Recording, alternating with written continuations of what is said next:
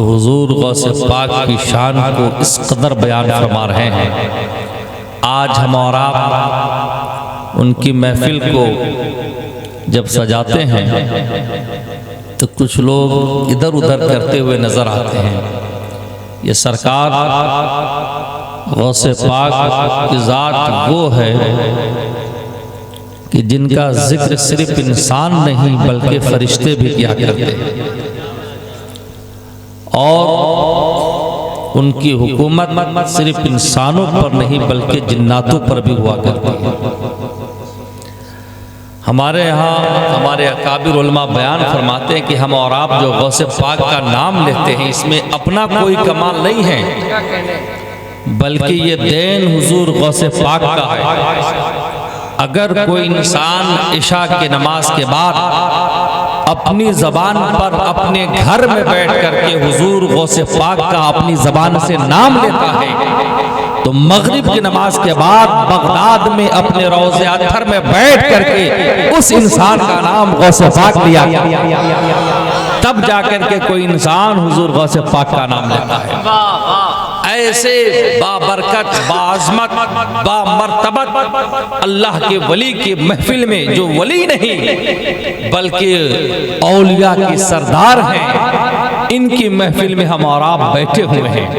اللہ تبارک و تعالیٰ کا بے پناہ شکر و احسان ہے کہ اس نے ہمیں اور آپ کو یہ مرتبہ اور یہ عظمت بخشی ہے کہ آج ہم اور آپ تھوڑی دیر کے لیے محفل غوث پاک میں آ کر کے ان کی محفل کو سجائے ہیں اور بیٹھے ہوئے ہیں۔ کیا شان ہے حضور غوث پاک کی، کوئی بیان نہیں کیا جا سکتا، بلکہ دنیا کے سارے سمندر کو اگر سیاہی بنا لیا جائے اور درختوں کو قلم بنا لیا جائے اور پوری دنیا کے لوگ بیٹھ کر کے صرف ایک ہی کام کرے کہ عبدالقادر کی فضائل اور مناقب کو لکھے تو دنیا کے درخت قلم بنتے بنتے کٹ سکتے ہیں، ختم ہو سکتے ہیں، اور سمندر کے پیانے جو ہے سیاہی بن کر کے سوکھ سکتی ہے، لیکن اللہ نے وہ مرتبہ غوث کو دیا ہے کہ ان کا مرتبہ کما حق ہو کوئی بیان نہیں کر سکتا ہے۔ یہ شان ہے میرے سرکار غوث پاک کی۔ لیکن آج کے دور میں دیکھا یہ جاتا ہے کہ آج ہم اور آپ اپنی نگاہوں سے دیکھتے ہیں کہ کچھ لوگ حضور غوث اعظم کے فضائل سے، ان کے مناقب سے اعتراض کرتے ہوئے نظر آتے ہیں۔ کچھ لوگ پھر جاتے ہیں، اور پھرنے کی وجہ کیا ہوتی ہے کہ آج ہمارے یہاں کے عواموں کا بھی الگ رویہ ہے، الگ رواج ہے، الگ طریقہ ہے۔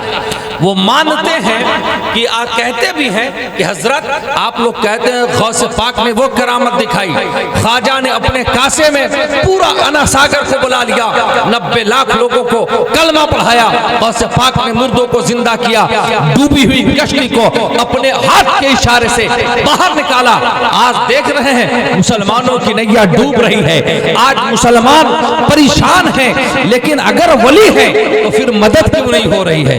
اگر اولیاء کرام ہیں تو انہیں تو یہ چاہیے نا کہ وہ مدد کرے۔ آج دیکھ رہے ہیں شام میں، لبنان میں، مصر میں، یہ سارے جگہوں پر، فلسطین میں کیا ہو رہا ہے، اور اس کے بعد اگر غوث پاک ہیں اور اللہ کے ولی ہیں تو پھر وہ مدد کیوں نہیں کرتے ہیں، بچاتے کیوں نہیں ہیں، جاتے کیوں نہیں ہیں؟ ایسی باتیں ہمارے یہاں کے عوام کرتی ہوئی نظر آتی ہے۔ لیکن میں کہتا ہوں تو اولیاء کے بارے میں کہتا ہے کہ اگر اولیاء حقیقت میں ہوتے ہیں تو پھر مدد کیوں نہیں کرتے، وہاں کیوں نہیں جاتے جہاں کے مسلمانوں کے اوپر ظلم و ستم ہوتا ہے؟ اگر تو اسی بات کرتا ہے تو کیا عقیدہ ہے تیرا؟ کیا اللہ ہر جگہ موجود نہیں ہے؟ اللہ تو ہر جگہ موجود ہے، اور پھر اللہ کی شان کیا ہے؟ میرا رب خود ہی ارشاد فرماتا ہے، ان کے محبوب ہمیں بتاتے ہیں کہ اللہ تبارک و تعالیٰ اپنے بندوں سے اتنی محبت فرماتا ہے جتنی 70 مائیں مل کر کے ایک انسان سے محبت نہ کر پائے، تنہا اللہ جو ہے اپنی بندوں سے اتنی محبت کرتا ہے۔ آپ جانتے ہیں آپ کی ماں ہے، بھلی نمازی نہ ہو، متقیہ نہ ہو، پرہیزگار نہ ہو، نماز ٹائم پر نہ ادا کرتی ہو، رمضان کے روزے نہ رکھتی ہو، پھر بھی اس کے بعد اگر اس کے بچے کو اس کے پاؤں میں کانٹا چبھ جائے تو ماں کی جان تڑپ جاتی ہے، لرزنے لگتی ہے، آنکھ آنسوں سے بھر آتا ہے۔ یہ ہم جیسی ماں، ہم جیسی اولاد سے محبت کرے تو کانٹا پاؤں میں برداشت نہیں کرتا ہے، وہاں تو اللہ سب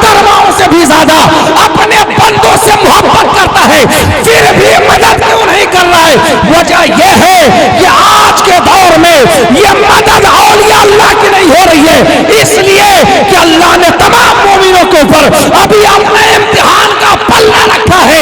جب تک امتحان کی گھڑی چلے گی مدد نہیں آئے گی، اور جب مدد کرنے پر آئے پھر اس کے لیے کوئی بڑی جماعت کی یا کوئی بڑی شان والے کی آنے کی ضرورت نہیں. اللہ اگر مچھر کو بھی یہ پاور دے دے نا تو نمرود کو ختم کرتا ہوا نظر آتا، فرعون کو دباتا ہوا نظر آتا ہے. لیکن آج وہاں یہ ہے کہ آج مسلمانوں کے اوپر امتحان کی گھڑی ہے، اور یہ مسلمان صرف وہاں کے لیے نہیں، ان لوگوں کے لیے نہیں جہاں پر ظلم ہو رہے ہیں، بلکہ تمام جگہ کے اہل ایمان کے لیے ہے، ہر جگہ کے لوگوں کے لیے ہے. ان کے اوپر آج امتحان کو مسلط کیا گیا ہے. لیکن آج ہمارے یہاں لوگ بھی یہی سوچتے ہیں کہ ہمارے یہاں وہ لوگ بہت پہنچے ہوئے ہیں، ولی اسی کو مانتے ہیں جو کرامت دکھاتا ہے، اور جو کرامت نہیں دکھاتا لوگ اس کو ولی نہیں مانتے. بلکہ کرامت سے کوئی ولی نہیں ہوتا ہے. بھائی آپ نے ایک نام سنا ہوگا حضرت رابعہ بصری کا.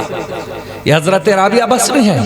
ایک دن دریا کے کنارے گئے تو دیکھتی کیا ہے، ایک اللہ کے ولی ہیں اور وہ اپنے کرامت کو ظاہر کر رہے ہیں. کس طرح سے کہ دریا میں اپنے مصلے کو بچھایا اور مصلے کے اوپر کھڑے ہو کر کے نماز پڑھنے لگی.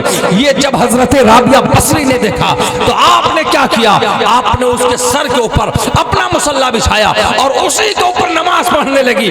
جب انہوں نے دیکھا یہ مجھ سے بھی بڑی پہنچی ہوئی، ہم نے تو پانی پر مصلہ بچھایا ہے، انہوں نے ہواؤں پر ہی اپنے مصلے کو بچھا دیا ہے. سوال کرتے رابعہ یہ تیرا کیا عالم ہے، یہ کیوں تو نے یہ کام کیا ہے، تو بڑی اللہ کی بارگاہ میں بڑی مقبول بننے لگتی ہے، بڑی ولیہ لگ رہی ہے. جیسی اتنا کہتا ہے نا تو حضرت رابعہ بصری کہتی ہے ہم جو یہ کام کر رہے ہیں اس سے ولایت ظاہر نہیں ہوتی. کہا کیوں، ہم تو پانی پر دریا میں مصلہ بچھا کر کے نماز ادا کر رہے ہیں، یہ عام انسان نہیں کر سکتا ہے، کوئی ولی کر سکتا ہے. جیسی اتنا سنا نا حضرت رابعہ بصری نے کہا اگر پانی پر مصلہ بچھا کر کے نماز پڑھنے ہی سے کوئی ولی بنتا ہے تو تو کیا کہتا ہے، اور تو کیا کہہ رہے گا مصلے کو، تجھ جیسے نہیں. بلکہ آپ دیکھتا ہے اسی دریا میں ہزاروں مچھلیاں تیر رہی ہے جو کام کر رہی ہے، تو مصلے میں تیرنے سے اللہ کا ولی ہونا ثابت کرتا ہے. تو کیا دریا میں جتنے مچھلی تیر رہی ہے سب کے سب اللہ کے ولی ہیں؟ ایسا نہیں ہو سکتا. کہتی ہے جو کام تو کر رہا ہے سمندر کی مچھلیاں راتوں دن کیا کرتی ہے، اور جو میں کام کر رہی ہوں نا ہواؤں میں اپنے مصلے کو بچھائی ہوں یہ کام جو ہے ہزاروں پرندے کیا کرتے ہیں. تو دریا میں تیرنے سے کوئی ولی نہیں ہوتا، ہوا میں اڑنے سے کوئی ولی نہیں ہوتا.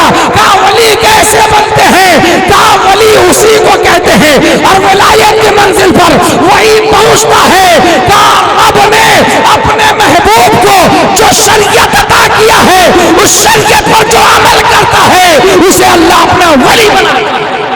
نعرہ تکبیر، نعرہ رسالت، محفل غوث اعظم. دریا پر تیرنے سے نہیں، ہواؤں میں اڑنے سے نہیں. لیکن آج ہمارے یہاں کے عوام کا یہی حال ہے کہ کوئی کرامت ظاہر کر دے، کوئی دریا میں تیر کے دکھا دے، کوئی مصیبت ٹال کر کے دکھا دے. بلکہ پتہ ہے آج ہمارے یہاں مولانا میں بھی پہنچا ہوا، مولانا کس کو ہماری عوام کہتی ہے، جو تعویذ لکھ دے اور پیٹ کا درد غائب ہو جائے کہیں گے یہ پہنچا ہوا.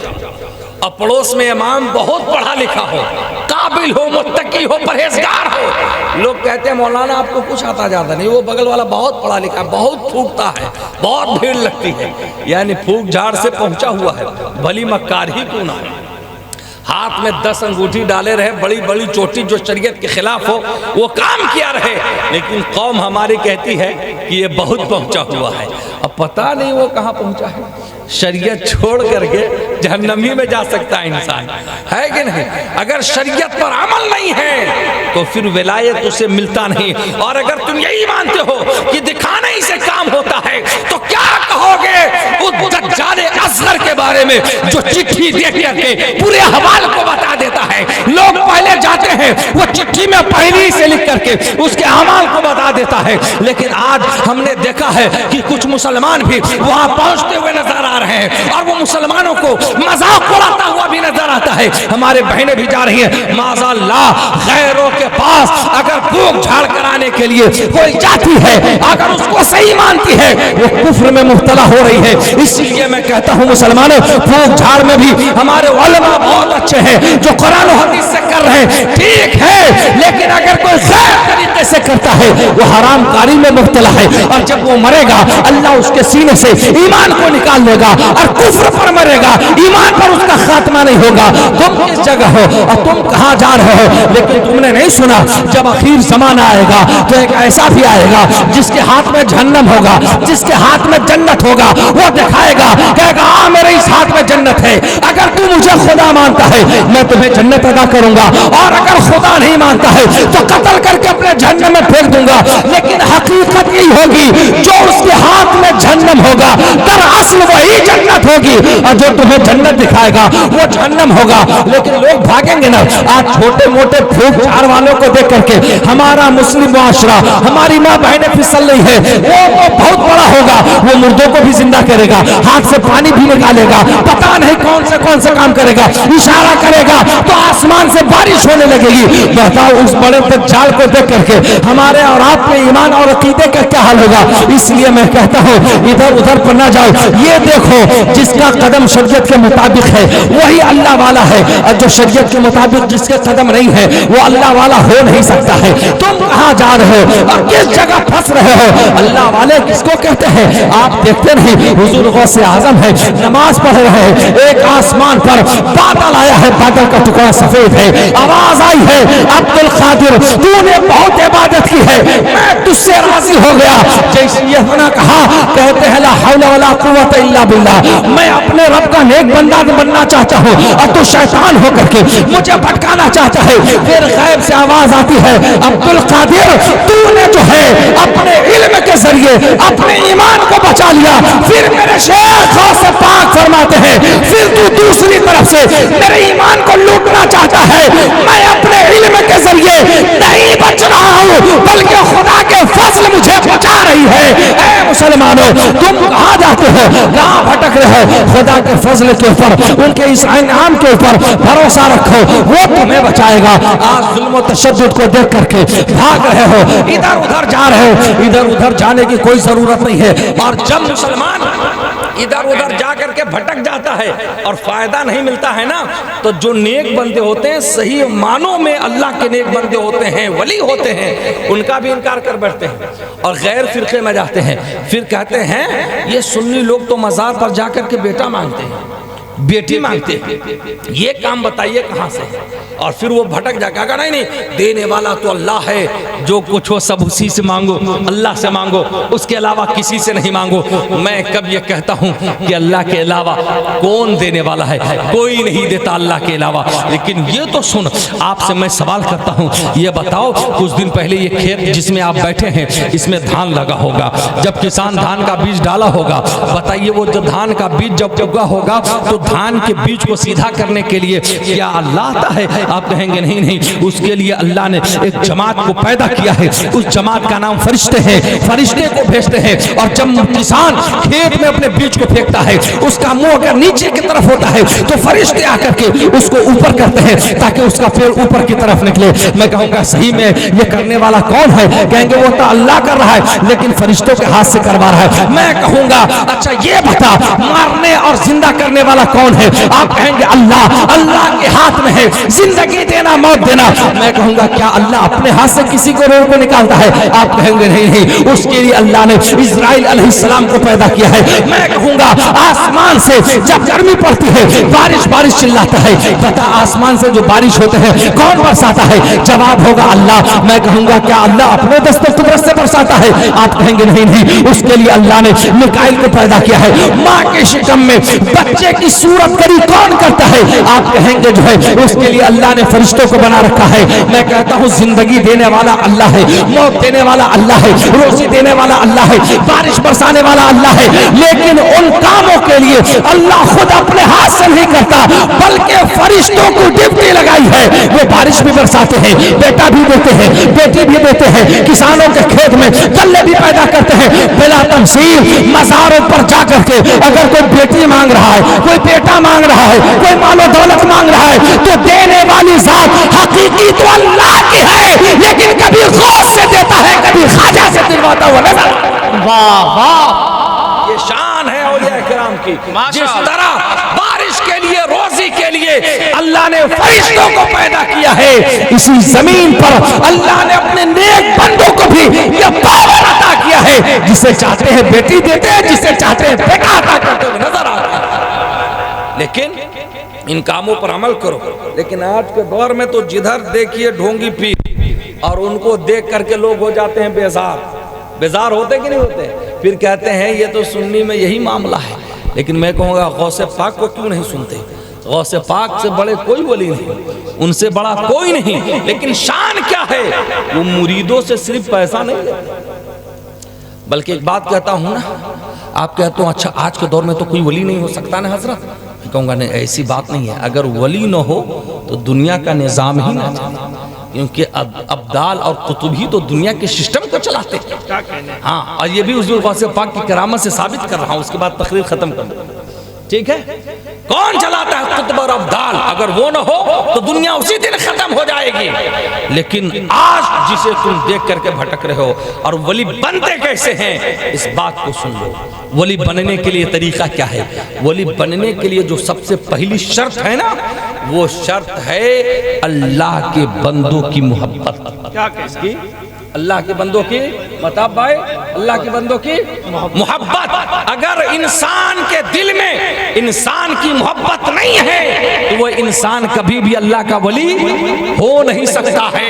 आइए देखिए इस मंजिल पर, इस मकाम पर गौसे पाक ने अल्लाह के बंदों से, खुदा के बंदों से कितना प्यार किया है, कितनी मोहब्बत की है। यूं ही गौसे आजम को ये मर्तबा, ये मंजिलें नहीं मिली, ये शान हुजूर गौसे पाक की है।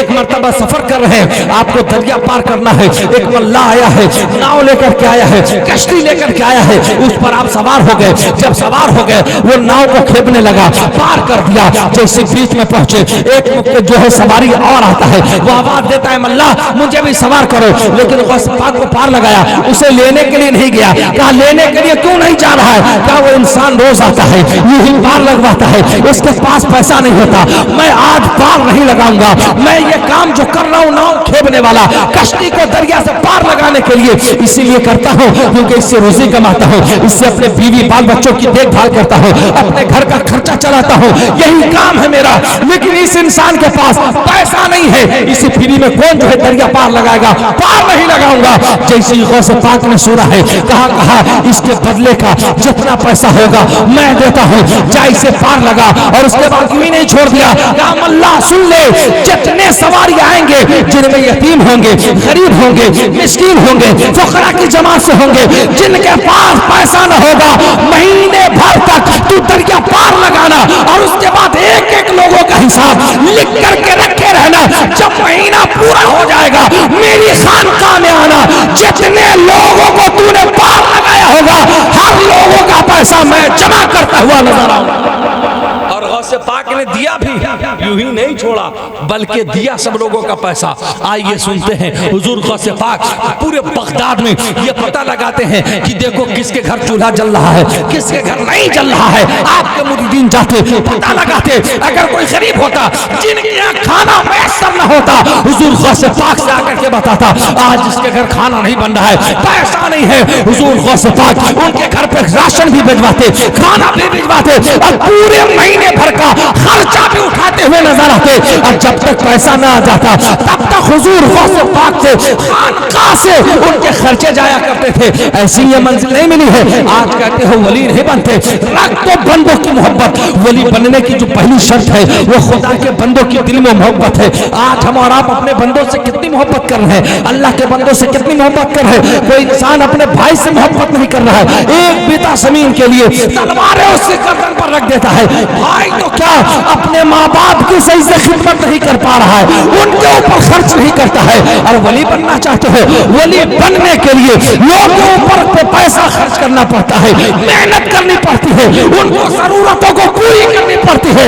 अगर किसी बंदे की जरूरत को पूरा नहीं करोगे वली नहीं बन सकते। मैं गौसे पाक की क्या बात करूं, गौसे पाक के भी जो पीर और मुर्शिद है, उनके जो आका है, उनका नाम हजरत जुनैद बगदादी है, सज्जतुत ताइफा है। आपके बगल में एक यहूदी का घर है, एक ईसाई का घर है, और घर होने के बाद होता क्या है, एक दिन देखते हैं आप रात में इबादत करने के लिए उठते हैं, जब उठते हैं देखते हैं आपके पड़ोस में जो ईसाई का घर था उसके घर से बच्चे की रोने की आवाज आती है। रात भर वो बच्चा रोता रहा, जब सुबह हुई ना तो सुबह ही सुबह उसके दरवाजे पर गए, उसके दरवाजे को खटखटाया, और खटखटाने के बाद उसकी बीवी जब बाहर आई, कहा मैं रात में तेरे घर से किसी बच्चे की रोने की आवाज सुन रहा था, रोने की वजह क्या है? वो औरत कहती है मेरा शौहर तिजारत के लिए घर से बाहर गया था, जितना साजो सामान दे करके गया था वो सब खर्चा हो गया, यहाँ तक कि भूख की वजह से मेरे सीने की दूध भी खुश्क हो गया है, मैं अपने बच्चे को दूध नहीं पिला रही हूँ, इसी वजह से मेरा बच्चा रो रहा था।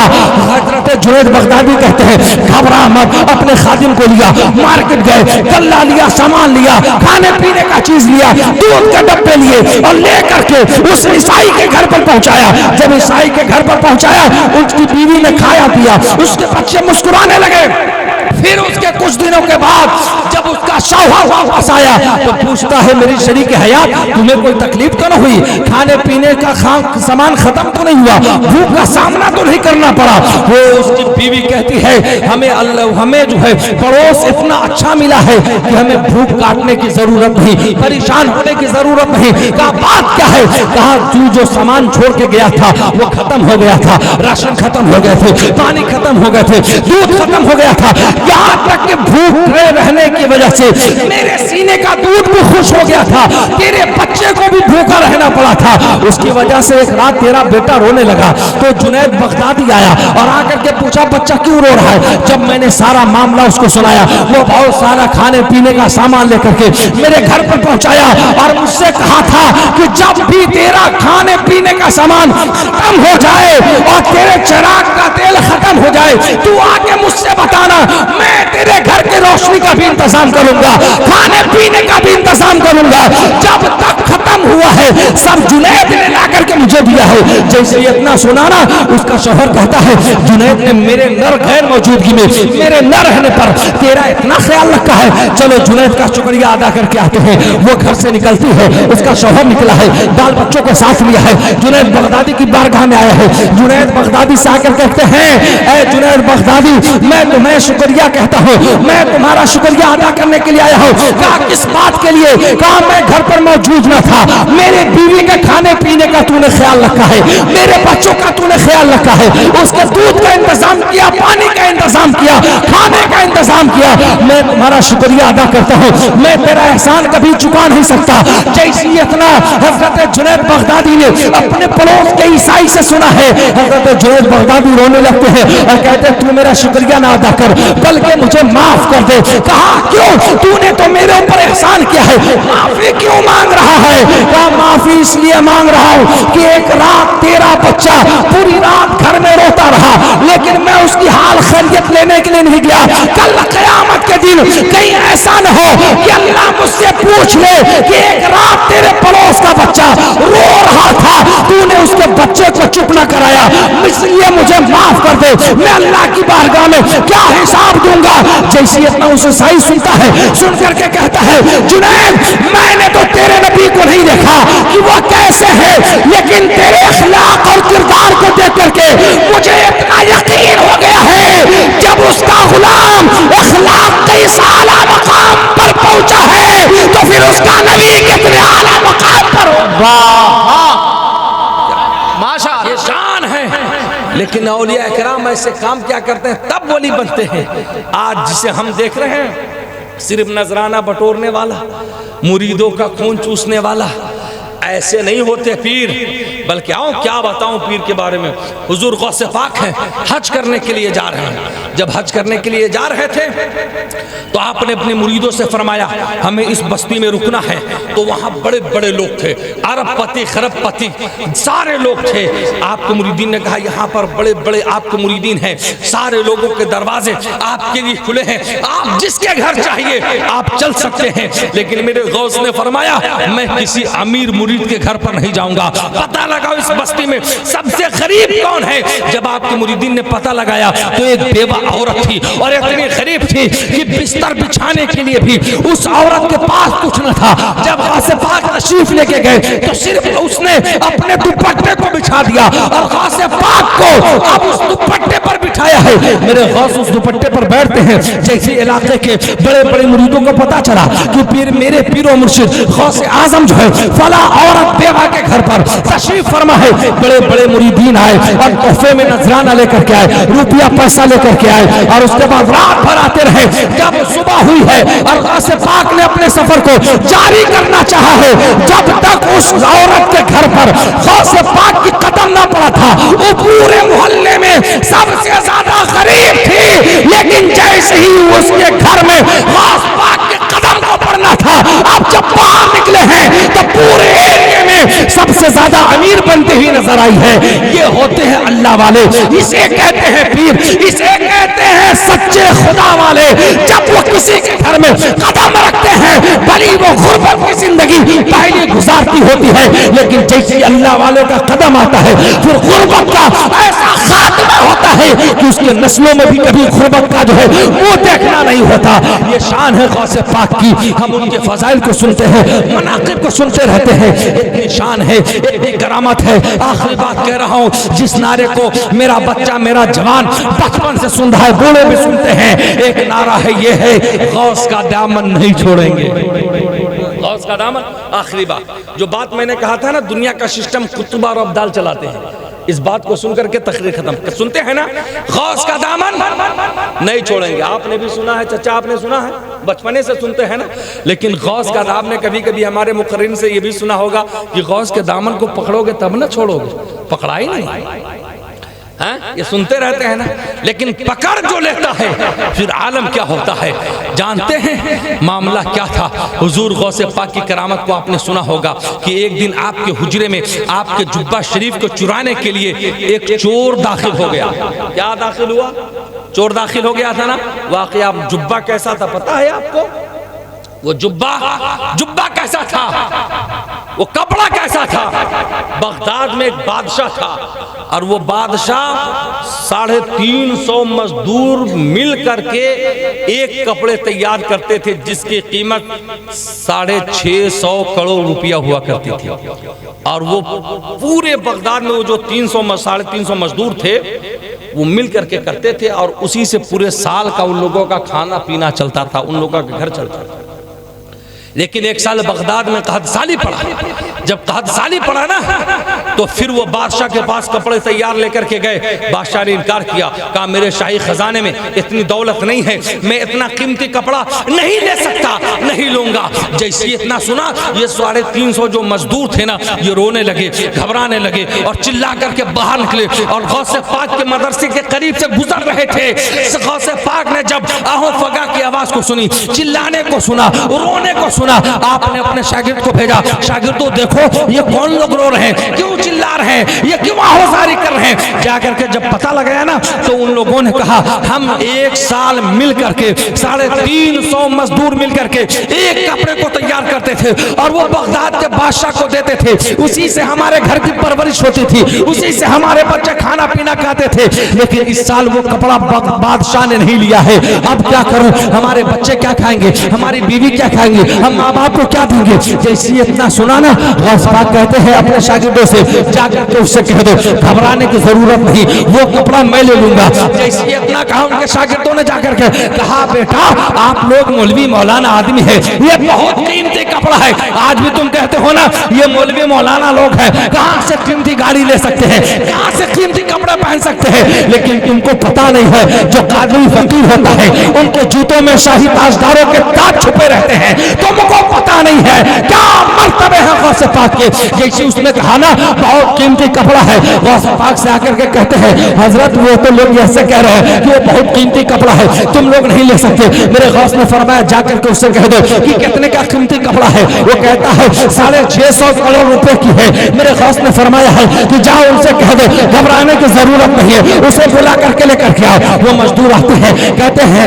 آپ کیسے لے سکتے ہیں؟ آپ مدرسے میں پڑھاتے ہیں، نیک بندے ہیں، خاکسار لوگ ہیں، کبھی قیمتی کپڑا نہیں پہنتے۔ کہا قیمتی تو نہیں پہنتا، لیکن تیرا رونا نہیں مجھ سے دیکھا جا رہا ہے، تمہارے گھر والے کیا کہیں گے یہ نہیں دیکھا جا رہا ہے، تمہاری بیوی بچوں کی پرورش کیسے ہوگی یہ نہیں دیکھا جا رہا ہے۔ کہا پھر آپ کے پاس پیسے کہاں سے آئیں گے؟ کہا پیسے کی فکر مت کر، بادشاہ دیتا تھا تو 1 سال تک تیرے گھر والے کھاتے تھے، اب عبد القادر دینے پر آیا ہے، کبھی تجھے محتاجی کا دروازہ دیکھنا نہ نصیب ہوگا۔ جیسے اتنا کہا پھر عطا تو کیجئے۔ میرے غوث نے اپنے ایک شاگرد کو بلایا، کہا جا جس مصلے کے اوپر میں نماز پڑھتا تھا اس مصلے کو سمیٹ کر کے لے کر کے آ جا۔ وہ مصلے کو سمیٹ کر کے لے کے آیا ہے اور وہ مزدور کو کہا مزدور تو اپنی جھولی کو پھیلا لے۔ جب وہ اپنے جھولی کو پھیلایا ہے، اپنے دامن کو پھیلایا ہے، غوث پاک کے شاگرد نے اس کی جھولی میں غوث پاک جس مصلے پر نماز پڑھتے تھے اس مصلے کو جھاڑ دیا ہے۔ مصلے کا جھاڑتا تھا، اتنا پیسہ نکلا ہے، اتنا درہم نکلا ہے۔ غوث نے فرمایا جا، بادشاہ دیتا تھا، سال بھر کھاتا تھا، قادر نے دیا ہے، قادر کا بندہ عبد القادر نے دیا ہے، تیری نسلیں کھاتے رہیں گی، پیسہ ختم نہیں ہوگا۔ اتنا قیمتی جبہ تھا، اسی کو جبہ سلوایا اور سلوا کر کے جب پہنا نا تو گلی کی چور کی نظر پڑ گئی۔